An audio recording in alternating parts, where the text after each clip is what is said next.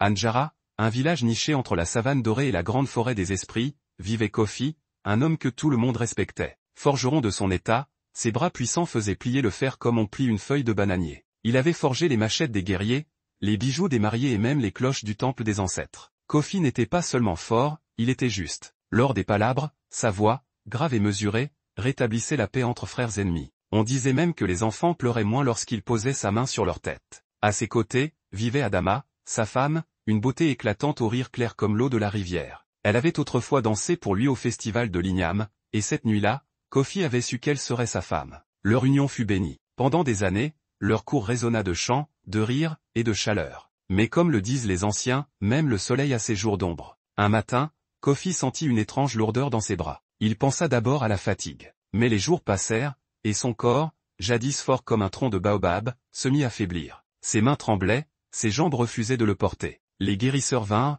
murmurèrent des prières, appliquèrent des décoctions, mais rien n'y fit. On parla d'un sort, d'un esprit offensé, d'un jaloux qui aurait payé un féticheur. Le mystère de sa maladie planait comme un nuage noir sur sa maison. Privé de sa forge, Kofi passait ses journées allongé sur une natte, à regarder le monde tourner sans lui. Il entendait les marteaux des apprentis forgerons au loin, les chants des enfants à la rivière, les cris joyeux des femmes au marché. Mais sa cour, elle, était devenue silencieuse. Adama, elle aussi, avait changé. Ses gestes autrefois tendres étaient devenus mécaniques. Elle lui tendait la calebasse d'eau sans un mot, évitait son regard, et s'éclipsait de plus en plus souvent. Elle disait aller au marché, mais revenait les bras vides. Elle riait ailleurs, mais plus chez elle. Un soir, alors que le soleil déclinait derrière les collines, Kofi entendit deux jeunes garçons murmurer près de la clôture, « Tu as vu Adama hier soir ?» Elle était chez Fama. Le chasseur? Celui qui revient toujours avec un trophée?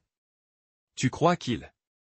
Le cœur de Kofi rata un battement. Fama. Le chasseur au regard perçant, musclé comme un buffle. Il l'avait toujours trouvé trop souriant envers Adama, mais jamais il n'aurait cru. Il tenta d'en parler à sa femme ce soir-là. Mais avant qu'il n'ouvre la bouche, elle lui lança d'un ton sec, « Tu ne peux même plus marcher, et tu trouves encore la force de poser des questions inutiles ?»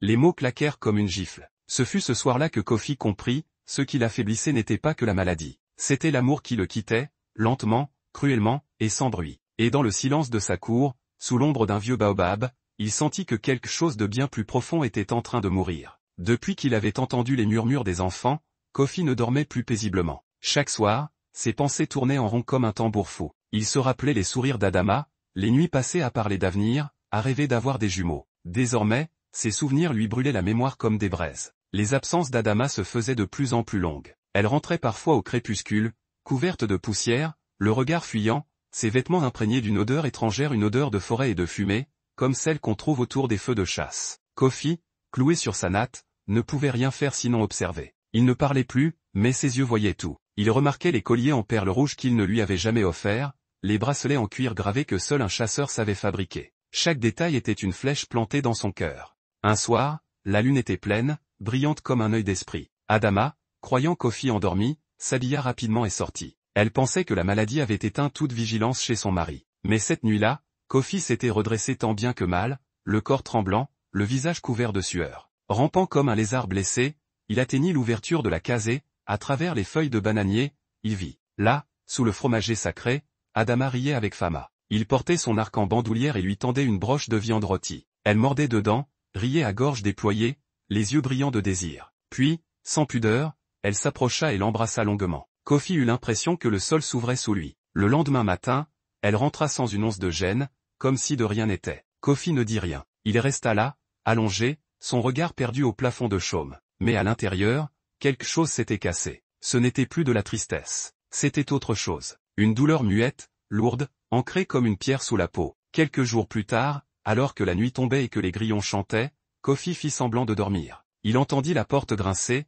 sentit l'odeur de Fama envahir la case. Puis, il entendit Adama chuchoter, d'un ton que Kofi n'avait plus entendu depuis longtemps, il est toujours là, faible, il refuse de mourir. S'il pouvait juste partir, on pourrait vivre enfin. Ces mots, simples et tranchants, firent plus de mal que 1000 lances. Kofi ne bougea pas, il ne pleura pas, mais dans sa tête, il appela les ancêtres. Si je suis un homme juste, si j'ai honoré vos lois, alors voyez ce que l'on me fait. Je ne veux plus lutter. Je vous laisse me prendre, mais faites que mon départ ne soit pas silencieux. Et cette nuit-là, pour la première fois depuis des lunes, Kofi ferma les yeux et pria non pour la guérison, mais pour le repos éternel. Ce que Kofi ne savait pas, c'est que son appel allait être entendu. Mais la réponse ne serait pas douce. Le matin se leva sur Njara avec un silence anormal. Les coqs ne chantèrent pas. Les enfants, habituellement bruyants dès l'aube, restèrent muets. Même les feuilles du grand baobab semblaient figées, comme si le vent lui-même retenait son souffle. C'est la vieille Ama, la voisine de Kofi, qui la première remarqua quelque chose d'étrange. Elle venait lui apporter une infusion de feuilles d'hibiscus,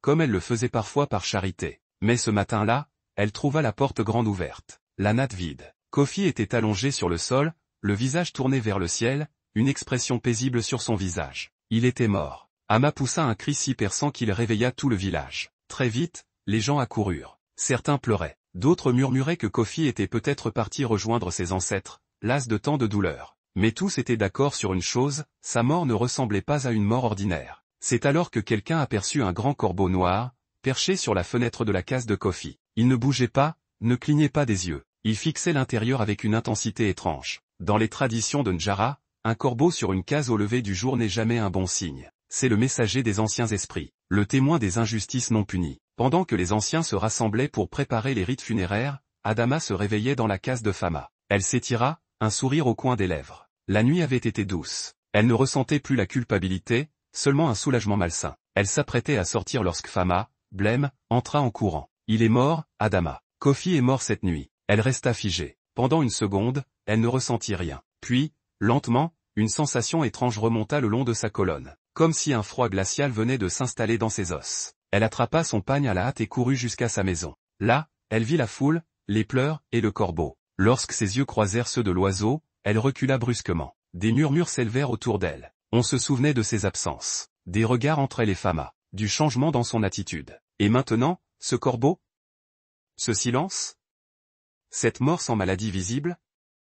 Les anciens dirent, ce n'est pas un simple décès, c'est le jugement des ancêtres. Kofi n'est pas mort seul. Il a été écouté. Ce soir-là, alors que le village préparait les rituels de purification, Adama s'enfuit. Elle courut vers la forêt, nu-pieds, folle de peur et de remords. Certains disent qu'on l'a entendu hurler au bord de la rivière sacrée. D'autres prétendent que le corbeau l'a suivie jusque dans les bois. Elle ne revint jamais. Le baobab de Kofi, depuis ce jour, ne perdit plus une seule feuille. Et les anciens racontent encore aux jeunes que dans le silence, les ancêtres parlent, et qu'il faut écouter. Morale de l'histoire, dans la vie, la souffrance ne justifie jamais la trahison. Même le silence d'un cœur brisé peut éveiller la colère des esprits. Car dans certaines terres d'Afrique, quand l'injustice devient trop lourde, les ancêtres se lèvent.